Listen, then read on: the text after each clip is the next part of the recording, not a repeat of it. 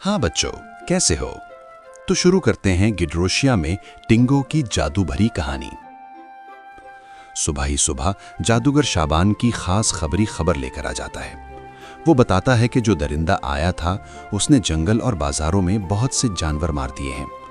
वो आज़ादी से फिर रहा है। जादूगर परेशान होकर कहता है कि हमें जल्दी करनी चाहिए, ये बहुत खतरनाक बात है।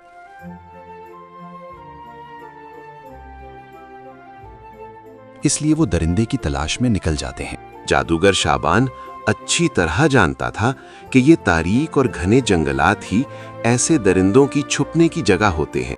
वो जंगल में दाखिल होते हैं जहां उन्हें दरिंदे के कदमों के निशानात साफ नजर आ जाते हैं।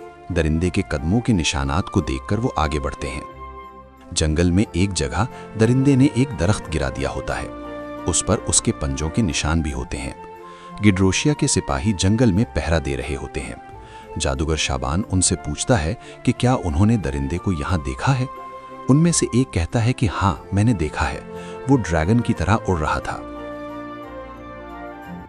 जादूगर कहता है कि बेवकूफ, वो दरिंदा भेड़िया है, वो उड़ नहीं सकता। वो दरिंदे की तलाश में फिर से निकल जाते हैं।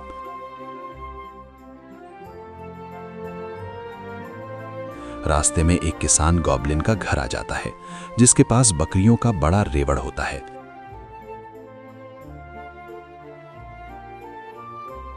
वो जादूगर को देखकर रोकर कहता है कि दरिंदा मेरी एक बकरी को खा गया, वो फिर आएगा।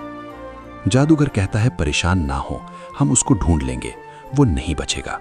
किसान कहता है कि हमारी जिंदगी यहाँ हर पल खतरे में रहती है, कभी कोई आकर हमें नुकसान पहुंचा जाता है। जादूगर कहता है कि हम हैं ना, हम अपनी रियाया को तकलीफ पहुंचने नहीं देंगे। किसान मुतमईन होकर उसका शुक्रिया अदा करता है। जादूगर टिंगो से कहता है कि चलो, काफी देर हो चुकी है। रास्ते में उस मुर्दा जानवर की हड्डियां मिल जाती हैं जिसको दरिंदे ने मारा है। जादूगर शाबान और टिंगो को उन पर बहुत अफसोस होता है। दरिंदा गिड्रोशिया के सिपाहियों के पीछे जाता है। वो डरकर दरख्त पर चढ़ जाते हैं। खौफ से उनका बुरा हाल होता है। दरिंदा उनको घेर लेता है। वो मदद को पुकारते हैं और मदद आ जाती है। उनके कदमों के निशानात देखकर जादूगर शाबान और टिंगो को दरिंदा मिल जाता है। दरिंदा उनको देखकर गुर्राता है और उनकी तरफ लपकता है और शुरू हो जाती है जादूगर शाबान और दरिंदे की जादुई लड़ाई।